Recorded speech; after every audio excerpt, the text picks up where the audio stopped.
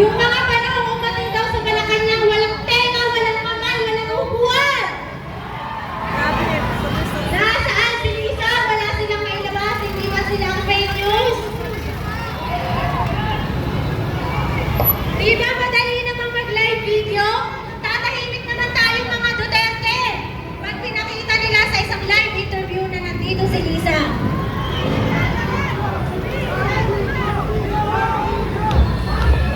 Eto po, sorry nakalimutan ko bumalik sa isip ko. Gusto ko pong baguhin at itama. Nung mga panahon pong nangangampanya at nagtiwala si BP Sara kay Marcos. Pagkatapos ng ligaw-ligawan, di ba dapat si Sara na lalaban bilang presidente? Niligaw-ligawan po niya, naniwala po tayo. Hindi po ako nakaboto ng panahon yun dahil mas inuna ko ang trabaho. Pero ikinampanya ko po ang unity. Naalala niyo po ba ang kanta ni Andrew E? Ngayon po, babaguhin natin. I-revive natin dahil po tayo ay tinraidor ng pangkat ni Marcos. Hindi po ako magaling kumanta, pero ang lyrics po dati ni Andrew E, babaguhin natin. Bagong Pilipinas, bangag ang buka. Walang prinsipyo at walang isang salita. Kaibigan nyo, kaibigan ko, BBM, tinraidor, si Hinday Sara. Ulitin po natin. Hindi po ako magaling kumanta ha, pasensya na po kayo. Sabayan niyo po ako. Dahan-dahan lang po. Bagong Pilipinas, bangag ang buka. Walang isang prinsipyo at walang isang salita. Kaibigan nyo, kaibigan ko, BBM, tinraidor, si Hinday Sara. Gusto ko pong makarating kay Andrew E. na yung kanta niya ay binago ko na. Sa magaling po nating mga musician at magagandang boses, nawa po'y gawan nyo ng revive song ito, yung lyrics na ginamit po natin. Duterte! Duterte! Duterte!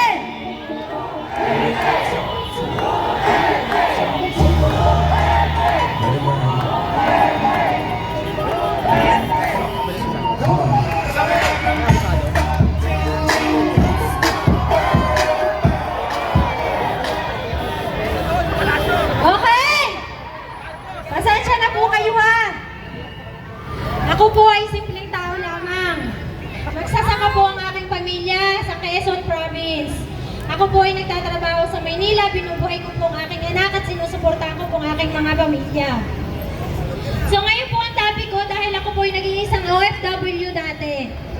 Ang OFW po natin na kumikita ang gobyerno ng bilyon-bilyon, magkano nga po sa isang araw? Ang kinikita sa remittance ng OFW, 43 or 41 billion po ba? Na sinasabi ni Claire Castro na hindi daw kawalan. Pero pagkatapos ng isang araw o dalawa, binabantaan po ang ating mga OFW ang kapal ng mukha. Halatang halata si Claire Castro ay para po ring galing po sa mental hospital ata. Napapansin niyo po ba? Pag tinatanong po ang kanyang mga kaalyado ni Marcos, laging mali ang sagot o kaya po nakalimutan ang sasabihin. Lagi na lang po ganun. Ngayon po, nakikita ko pong ating mga kapulisan ay marami pang kabataan. Hindi ko alam kung kayo bagong graduate lamang. Ako po ay 38 years old, hindi lang po halata. Ako po ay parang 16. Boto po ba kayo ako parang 16 years old lamang? Okay, sa ating mga kapulisan, nung si Pangulong Duterte ay nasa serbisyo, hindi ko alam kung naranasan nyo ang kanyang pamumuno. Kayo mismo makakapagkumpara sa pamumuno niya ngayon. Duterte!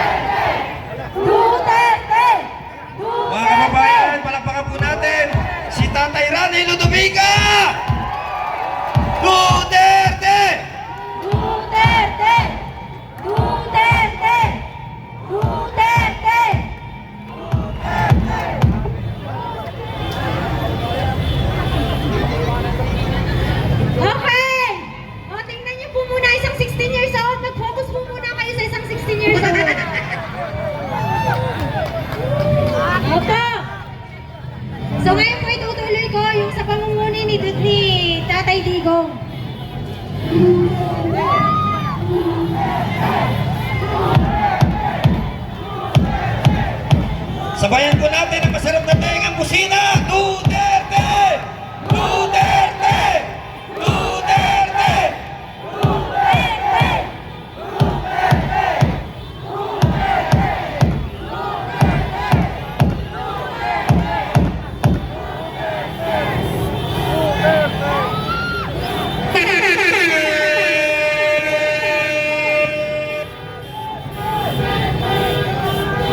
Okay. Gigil na gigil po ako kay Claire Castro, kaya balikan po natin si Claire. Claire Castro, ako po ay walang pinag-aralan sa batas. Pero hinahamo kita. Kaya po kitang harapin sa debate. Isang babaeng kung titingnan ay 16 years old, kaya ko pong labanan sa edad ni Claire Castro na mukhang 60 na po ba siya?